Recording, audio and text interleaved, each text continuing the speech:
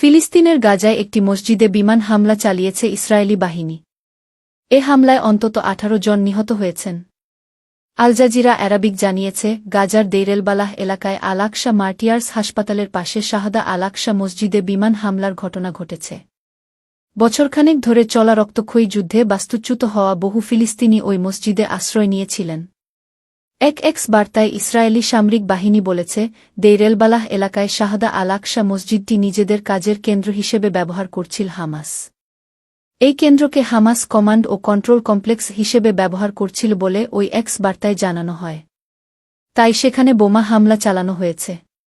তবে এ অভিযোগের বিষয়ে কোনো তথ্যপ্রমাণ দেওয়া হয়নি।